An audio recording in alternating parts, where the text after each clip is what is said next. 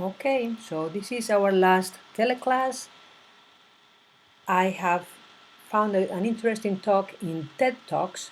This site is very interesting because it has all kinds of short conferences about very updated and very interesting topics, like what is a coronavirus, for example.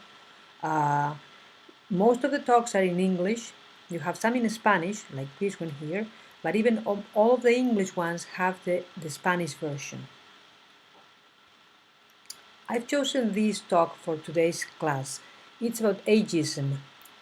To age means to get older, and ageism is a movement that looks at all people in a bad way and how we have to get together and fight these bad ideas, these prejudices.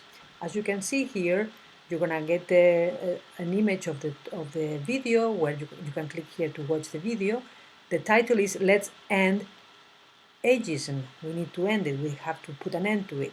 Then you're going to have the transcript, 26 languages. Of course, we're going to focus on English, but you can also, as I said before, you can also look at the transcripts in Spanish. I recommend that you do the English. You can watch the video and at the same time read the transcript.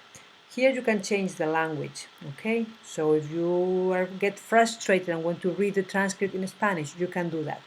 I'm not saying that the translation is excellent, but it's good enough. Okay, so you have different ways of watching the video. You can watch it in all at once, you can watch it in fragments, you can watch it in English with subtitles, without subtitles, with Spanish subtitles, etc. Just try to practice your English, try to practice your listening, and also try to practice some speaking English. Okay, there she is. She's Aston Applewhite. She started a blog in 2012. Researching and Why We All Look at Book was published in 2019, last year. So it's kind of like a new movement, okay? And I think it's interesting for everybody, for all of us. And the purpose is to try to get a better society. This is one of her quotes.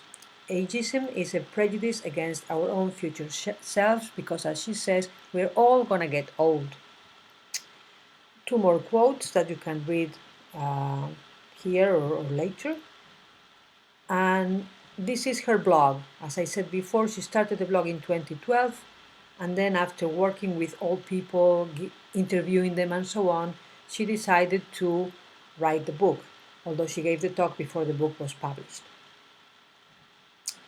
This is an article from The Guardian, a good source of information. It's from 2015, I think, and it's about the U curve or the happiness curve. Is it really U-shaped? Does it have the shape of a U? This is a rock star who, when he was young, he said all kinds of bad things about getting old, and here he is, a few years later. He's old, but he's still uh, playing with his band and enjoying life and so on. And this is the famous happiness curve that she talks about in the short lecture, and it's about how we are happier at the beginning of our lives and at the end of our lives. I hope you enjoy the talk. You can do the multiple choice exercises, which should help you understand the talk better. But if you don't feel like doing it, doesn't really matter. It's almost summertime, so just enjoy the talk and see if you can find other talks that you can listen to during the summer to keep your English going. Have a great summer. Bye bye.